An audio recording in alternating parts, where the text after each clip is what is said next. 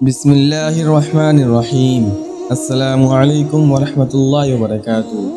پیارے دوستو، آج میں آپ کو ایک ایسی کہانی سنانے جا رہا ہوں جو نہ صرف آپ کے دل کو جھنجھوڑ کر رکھ دے گی بلکہ آپ کے ایمان کو تازہ کر دے گی۔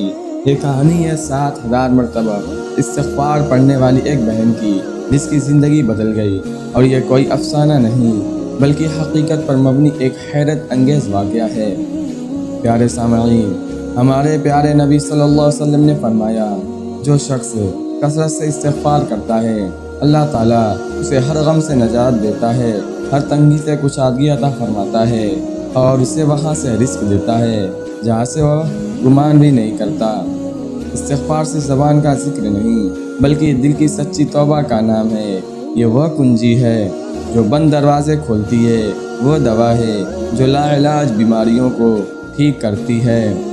اب آتے ہیں اس معجزاتی واقعہ کی طرف۔ یہ واقعہ ہے پاکستان کی ایک بہن عائشہ کا، جو کئی سالوں سے بے اولاد تھیں۔ ڈاکٹروں نے جواب دیا، علاج کروا کر تھک چکی تھی۔ ایک دن ایک بزرگ خاتون نے انہیں مشورہ دیا، بیٹی روزانہ 7000 مرتبہ استغفر اللہ پڑھا کرو، دل سے یقین کے ساتھ، پھر دیکھنا کیسا معجزہ ہوتا ہے۔ عائشہ بہن نے اپنے معمولات میں استغفار کو شامل کر لیا۔ صبح سے شام تک، کام کے دوران، کھانے کے بعد، سونے سے پہلے بس زبان پر استغفر اللہ جاری رہتی۔ تقریباً 40 دن گزر گئے تھے۔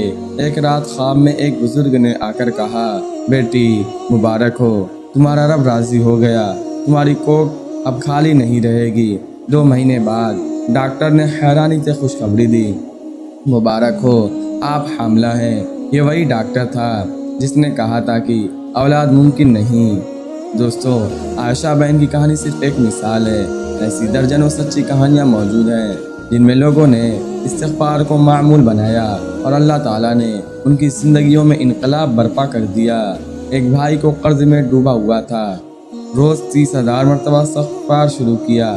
6 مہینے میں ایسا کاروبار ملا کہ قرض بھی اترا اور مالداری بھی آ گئی۔ ایک لڑکی کی شادی میں کئی سال تاخیر ہو رہی تھی، اس نے روزانہ 5000 مرتبہ استغفار پڑھنا شروع کیا۔ چند ہفتوں میں ایک نیک رشتہ آیا اور نکاح ہوا۔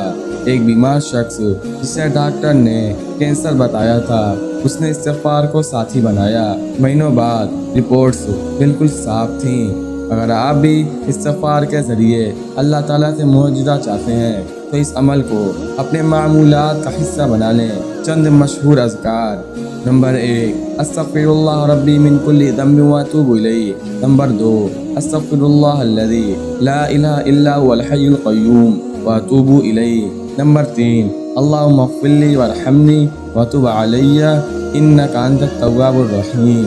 آپ دن بھر میں مختلف وقتوں پر استغفار کو تقسیم کر سکتے ہیں، مثلاً فجر کے بعد 1000 بار، ظہر کے بعد 1000 بار، عصر کے بعد 1000 بار، مغرب کے بعد 1000 بار، عشاء کے بعد 1000 بار، سونے سے پہلے 2000 بار۔ یاد رکھیں، استغفار صرف زبان سے نہ ہو، دل سے ہو، یقین سے ہو، اور ساتھ میں اللہ سے خصوصی دعا کریں، یا اللہ میں تیرا بندہ ہوں، تیرے در پر آیا ہوں، مجھے معاف کر دے، میری مشکلات آسان کر دے، مجھے رزق دے، اولاد دے، صحت دے، اور میری دنیا اور آخرت سنوار دے۔ اگر آنکھوں سے آنسو جاری ہو اور دل جھکا ہوا ہو تو یقین کریں عرش والا ضرور سنے گا۔